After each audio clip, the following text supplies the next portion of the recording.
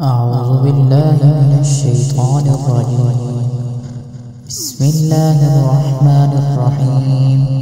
فلما استيئسوا منه خلصوا نجيا قال كبيرهم ألم تعلموا أن أباكم قد أخذ عليكم موثقا من الله ومن قبل ما فرطتم في يوسف فلن أبرح الأرض حتى يأذن لي أبي أو يحكم الله لي وهو خير الحاكمين.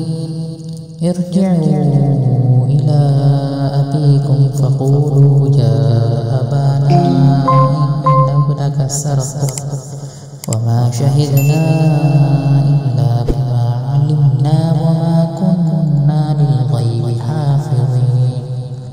واسأل القرية التي كنا فيها والعير التي أقبلنا فيها وإنا لصادقون.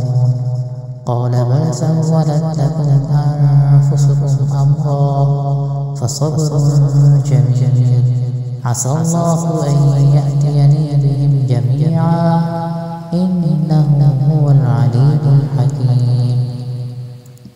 وتولى عنهم وقال يا أسفا على يوسف وابيضت عيناه من الحزن فهو كظيم. قالوا تالله تفتأ تذكر يوسف حتى تكون حرضا أو تكون من الهالكين. قال إنما أشكو بثي وحزني إلى الله وأعلم من الله ما لا تعلمون.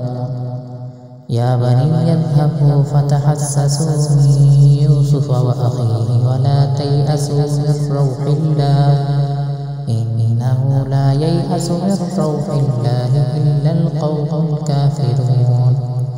فلما دخلوا عليه قالوا يا أيها العزيز مسنا وأهلنا الضر وجئنا ببضاعة مزجاة فأوف لنا الكيل وتصدق علينا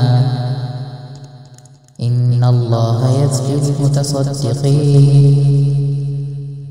قال هل علمتم ما فعلتم بيوسف وأخيه إذ أنتم جاهلون؟ قالوا أئنك لأنت يوسف؟ قال أنا يوسف وهذا أخي قد من الله علينا إنه من يتق ويصبر فإن الله لا يضيع أجر المحسنين. قالوا تالله لقد آثرك الله علينا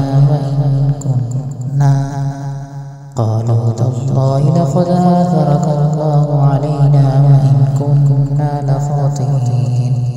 قال لا تثريب عليكم اليوم يغفر الله لكم وهو أرحم الراحمين. اذهبوا بقميصي هذا فألقوه على وجه أبي يأت بصيرا وأتوني بأهلكم أجمعين.